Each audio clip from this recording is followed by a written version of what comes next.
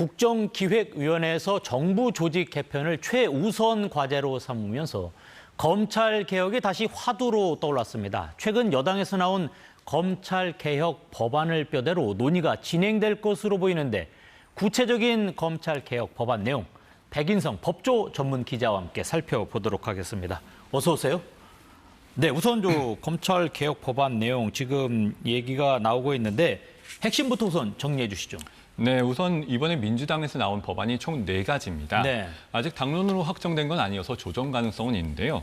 우선 내용을 보면 검찰청법 폐지 법률안, 그리고 공소청과 중대범죄수사청, 국가수사위원회 설치 법률안 이렇게 4가지입니다. 네. 우선 위에 2가지를 보면요. 70년간 유지된 검찰청을 폐지하고 대신에 법무부 장관 소속으로 공소청을 만들어 검찰의 기소와 공소 유지 기능만 남기는 겁니다. 세 번째는 행정안전부 산하에 신설되는 중대범죄수사청인데요. 폐지되는 검찰청에 수사 기능을 넘겨받는 역할이고요. 결국에는 검찰의 수사와 기소 기능을 분리하는 게 핵심입니다. 네. 마지막은 국무총리 산하에 수사기관들을 총괄 조정하는 국가수사위원회를 설치하자는 법안입니다. 네, 지금 보면은 이제 법률안이 4개나 된다면 그만큼 이제 검찰 개혁과 관련돼서 여러 군데 좀 손을 봐야 되겠다, 뭐 이런 생각이 있는 것 같은데 어떻습니까? 왜 이런 내용이 나오게 됐는지 그 배경 설명해 주시죠. 네, 현재 검찰은 수사권과 기소권, 그리고 영장 청구권을 모두 가지고 있는데요. 네.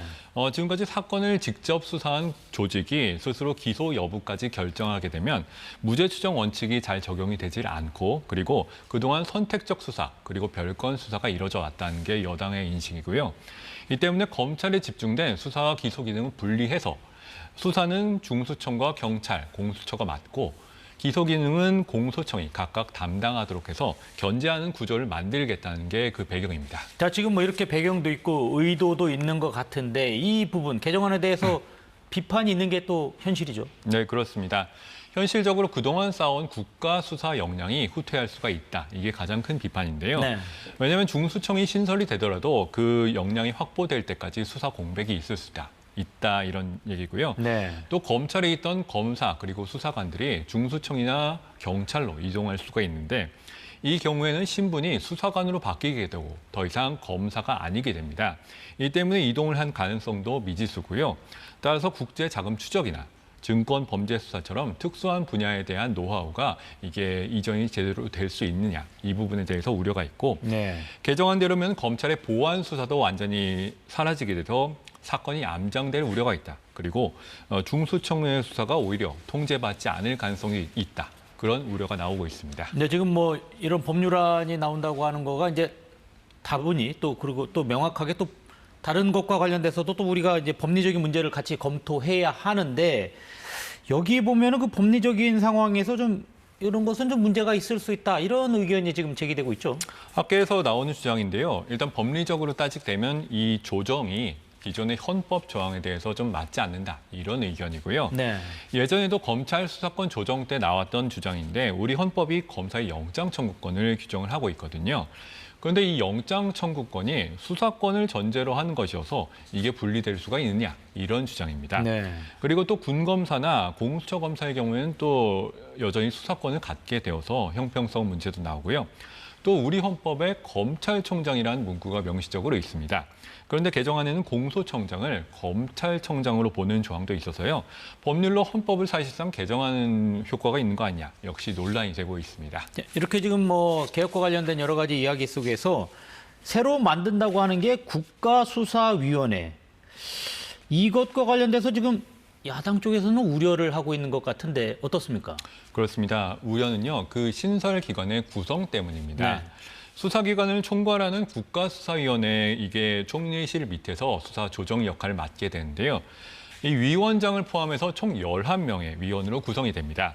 그런데 이 가운데 대통령이 지명이 4명, 국회 선출이 4명, 그리고 추천위원회 추천이 3명인데 이렇게 대통령 몫의 4명과 여당 추천 몫의 2명을 감안하면 실질적으로 여당 행정부 입김이 너무 강하다 이런 주장이고요. 네. 또 국가수사위원회 위원 추천에도 5명인데 여기 위원인 법원 행정처장을 제외한 모두가 대통령의 영향력 아래에 있는 행정부 인사라는 지적도 있습니다. 네, 그렇군요. 국가수사위원회 이거 좀 생소한데 어떤 역할을 하는 조직입니까? 국가의 수사를 총괄하는 역할 이렇게 보시면 될 것 같습니다. 네. 아주 그 권한이 막강한데요. 이 관할 수사기관에 재수사를 명하거나 혹은 수사를 명하거나 이첩을 시킬 수 있는 권한이 있고요. 수사 적법성, 적정성 여부를 판단할 때 방문 점검도 가능하고 자료를 제출받거나 수사관을 불러서 진술을 받을 수도 있습니다. 네. 여기에 감사권, 징계권도 있고요. 수사기관의 불송치 결정에 따른 이의 신청을 조사하는 업무까지 광범위한 권한이 있습니다. 그런데 이 국가수사위원회가 만약에 실제로 설치가 되면은 기존의 공수처법과 충돌할 여지가 있다. 이런 지적도 나오는데요. 네.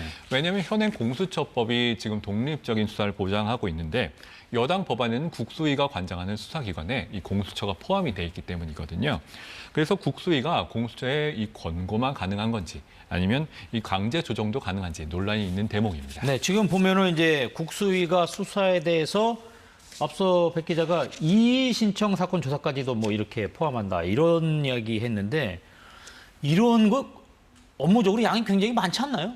실제로 그렇습니다. 법안의 현실성 지적이 나온 게 그 부분인데요. 네.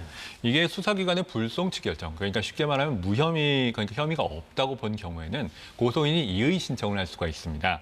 그에 대한 조사도 국수위가 맡게 되는데 개정안을 보면요. 조사 후 위법, 부당하다고 인정할 만한 상당한 이유가 있는데 이의 신청을 받은 지 3개월 안에 이걸 결정을 해서 재수사를 하거나 이걸 이첩을 하거나 결정을 내려야 되거든요. 네.